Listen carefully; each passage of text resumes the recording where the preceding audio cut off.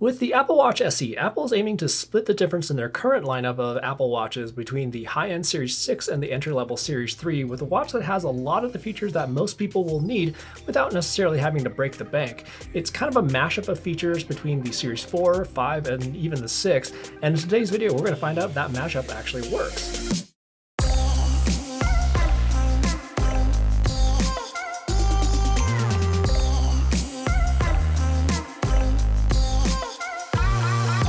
How's it going, folks? I'm Des with DesFit. This is the Apple Watch SE in-depth review where I'll be going over all the features of the SE as well as what I liked about it and what I didn't like about it as both a smartwatch as well as a fitness device.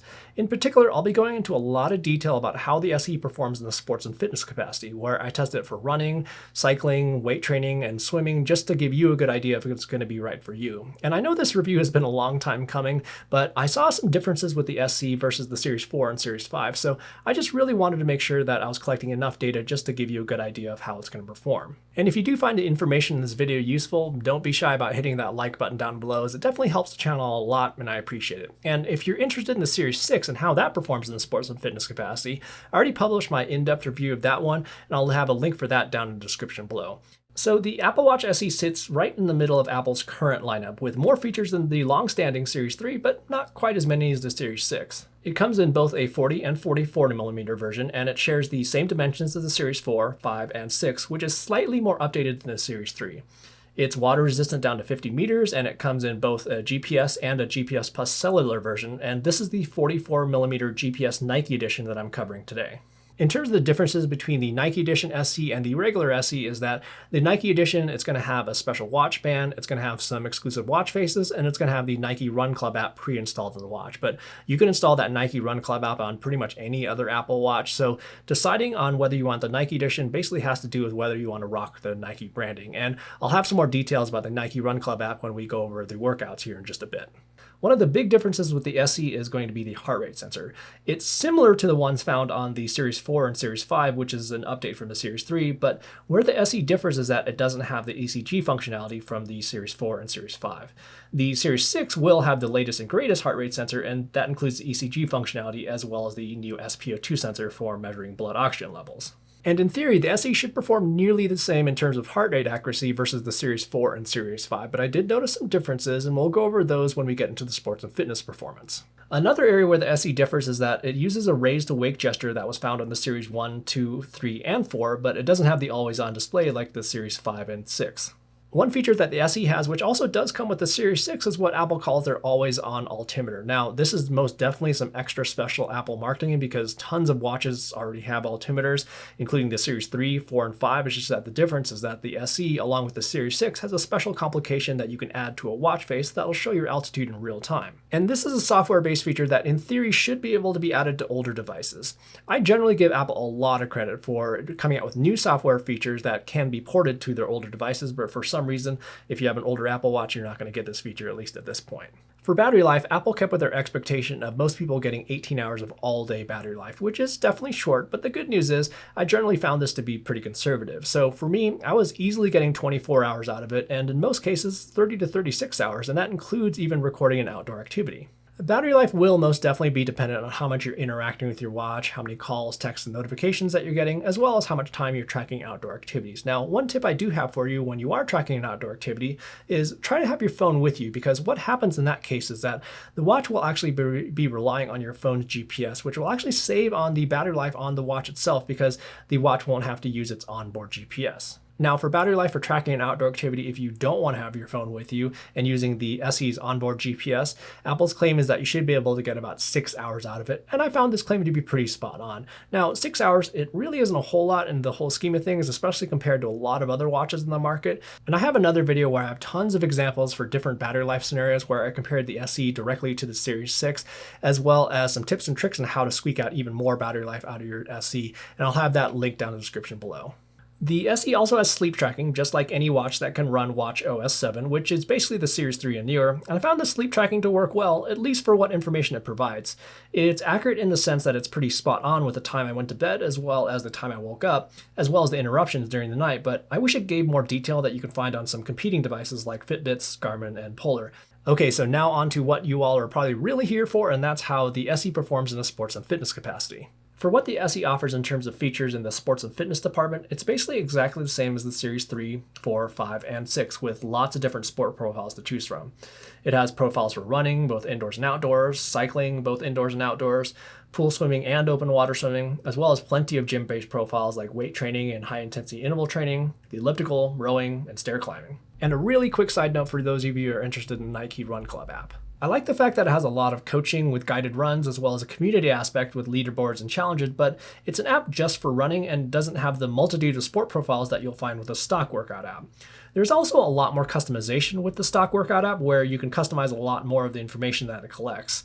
And since I wanted to test out more than just running, I used the stock workout app for most of the examples that you're going to see. So we're first going to start out with GPS performance as well as how the altimeter did, and then we'll wrap up with heart rate. So as I mentioned earlier when we went over battery life, when you have your phone with you when you're tracking an outdoor activity, the watch will try to use the GPS from your phone.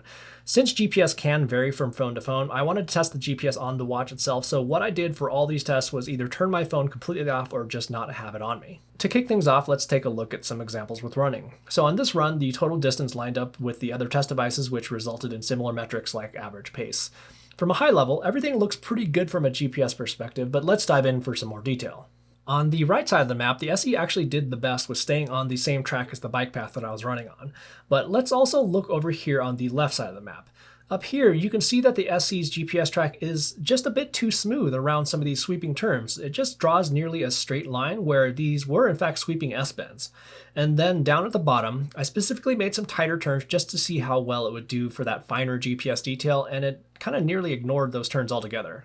But then on this run, things were a bit better. Overall, the SE did a pretty good job over the course of the run, and on the upper portion of the map where I made some tighter turns, the SE did have a tendency to smooth out the tracks and cut the corners slightly, but overall, I'd say this is pretty good. So now onto some cycling examples, and on this ride, the SE did great in tracking all the metrics including distance as well as elevation gain.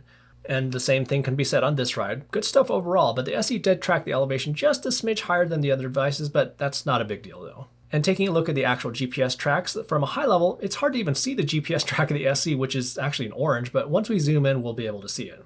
This is pretty darn good for the entire ride, but let's zoom in a little bit closer at the bottom of the map for a bit more detail. So what we can see is that there were a few corners where the SE overshot just slightly. It's nothing earth-shattering by any means, but it was slightly less accurate than the other test devices.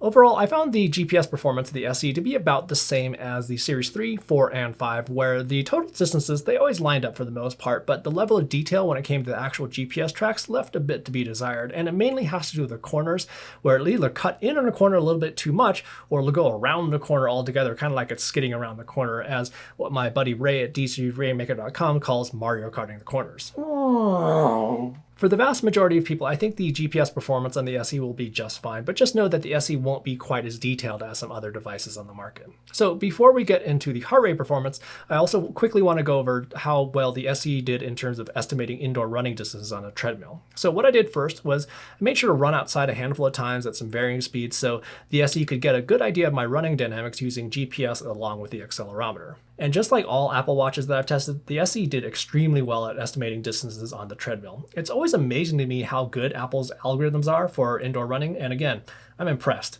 And this was both with the stock workout app as well as the Nike Run Club app, and I'm guessing they're using the same algorithms here. And now onto heart rate, and I have a lot of examples here where I tested it for running, cycling, swimming, as well as weight training, and I tested this over the course of many firmware updates. So let's first start with some cycling. So for indoor cycling, the SE did a really good job on this ride, being nearly identical to two external heart rate straps. There's not a whole lot to complain about, and we can see that it was quite responsive to the heart rate with the decreases and increase in heart rate over the course of this session. And if I had to nitpick, there's a little blip here and a little blip here, but no big deal. And then on this ride here, from a high level, pretty darn good, but we do see a few blips, but a little bit more pronounced this time with a little bit of shakiness at the beginning and then a few little spikes here. And taking things outside where there's more variables involved that can throw off heart rate readings like bumps in the road, things were pretty good, but there's going to be a few more discrepancies than what we saw with indoor cycling. A few interesting portions to look at would be right here where it was slow to track the increase in heart rate, but after that it was pretty good. And it was also good in tracking the rise here. But then the heart rate started to get a bit shakier on the second half, and where we see it wander more is on the last 20 minutes or so where it had some higher than normal readings. On this ride, there was a spike right around the 16-minute mark or so from the SE, but then things settled in nicely. Not much else to complain about during the rest of the ride where it followed along. There were a few spots at the end of the ride where it wandered, but other than that spike at the beginning, things were pretty good. And now for some running. On this run, the SE started out super solid and was actually tracking the ramp up in heart rate really well. It was a little bit low about 7 to 8 minutes into the run, but that's totally okay. What's not as good though is that for the last 4 minutes or so, it kind of wandered and it was tracking low. And on this run, there was a bit of variance from the arm heart rate strap that's highlighted in blue, but we'll want to pay attention to the green line, which represents the chest heart rate strap. The SE was about 6 to 8 beats per minute high around this middle section, but then around 8 to 10 beats per minute low at the end. And it took almost a minute for the SE to start tracking heart rate. And then here's a run that I did pretty recently. It started out reading high for the first 6 minutes or so before locking on, but on the tail end of the run, it started to wander in the other direction, a little bit lower than the external heart rate sensors I was wearing. And here's an indoor run on a treadmill. At the beginning, again, it had some issues and started out high, although this time it was just for about a minute. But then it locked back on and then things were pretty darn good for the rest of the run. It was kind of interesting with running and cycling, where with the SE, it was pretty much the same as a lot of other Apple Watches, where it doesn't necessarily track heart rate accurately for the first minute or two. But then the middle portions of the workout were actually really good. But the strange thing is that at the end of the workout, regardless of the duration, I started to see the heart rate wander a little bit. So I guess there is some consistency with those inconsistencies. So now onto some weight training, and this is an activity that's very challenging for any wrist-based heart rate sensor, just because there's going to be a lot of arm movement, there's a lot of wrist flexion, there's a lot of gripping action. And so basically, if a wrist-based heart rate sensor can even get in the same ballpark as a chest heart rate strap, I'd say that's a pretty good sign. And what we can see from this example is that it's not bad. Again, at the beginning of the workout, it was asleep at the wheel, just like pretty much all the other examples that we saw, and then it followed along the trends for the most part. We can see that on the sudden increases in heart rate on these sets right around the 15 to 19 minute mark, it was running a little bit behind, but not bad. A few little spikes here and there, but overall, this is actually a pretty good result for heart rate for weight training. And here's another example where for most of the workout, it was doing pretty good, but then on these higher intensity intervals here, it was running a little bit behind. And the Apple Watch SE will also collect your heart rate in the water for swimming. Now, again, this is another activity that's really challenging for wrist-based heart rate sensors, but this time there's going to be another variable involved of the possibility of water getting in between the watch and your skin. But the SE did an okay job. I'm not looking for perfection when it comes to swimming heart rate from a wrist-based heart rate sensor, but I am just looking for the correct trends, and for the most part, that's what we can see. At the beginning, it took about 30 seconds for the SE to pick up the heart rate yet again, and it tracked a little high at first, but then it started to follow along better with the chest heart rate strap. It tracked a little higher on the last half of the session, but again, it was following along with the overall trends and produced an average heart rate for the session that was pretty close to the external chest heart rate strap. And then for the rest of the data the SE will collect for swimming, it'll also automatically track your laps and distance. It also has stroke detection that worked well. It will also automatically track your splits as well as sets with a nice breakdown of each interval with your stroke type, distance, swim time, and it will even automatically track your rest periods. And it does this all very well. And to wrap things up, the SE also has automatic workout detection, which is designed to automatically detect when you're walking, running on the elliptical, the rowing machine, as well as swimming. It takes about 3 to 6 minutes for the SE to recognize that you're working out, and up pops a screen that prompts you to start a workout. It worked really well for all the activities I tested, and it's really good at retroactively giving you credit for the few minutes that you've already been working out before actually pressing the start button. The only real complaint I have about this is that it doesn't collect the heart rate for those first 3 or so minutes, but I suppose that's on par for the course with the heart rate tracking for the other workouts. So to wrap things up, the SE performs pretty similarly to the Series 3, 4, and 5 in the GPS department, but I saw a few more differences with heart rate. And it was kind of interesting because we definitely saw some examples where the heart rate was actually really darn good, like some of those indoor cycling examples, as well as even those weight training examples, which were good for weight training. But it was just kind of interesting to see some of those variances with some of the running and outdoor biking. I do still think that the SE is a good watch, but I think it could be better. And if you're considering the SE, you may also want to try to see if you can find a Series 4 or Series 5, because I think they do a little bit better in the heart rate department, plus you're getting ECG, and then with the Series 5, you'll be also getting an always-on display. And if you're curious about how the SE compares to the Series 6, I'll also have another video coming up where I'll be going over all the differences between these two, as well as showing you test results where I was using the SE and the Series 6 back-to-back on the exact same test. So make sure to subscribe to get a notification when that video comes out. And if you haven't done so already, make sure to hit that like button down below if this video helped you out at all. And in the meantime, have fun out there, stay safe, and we will see you in the next video.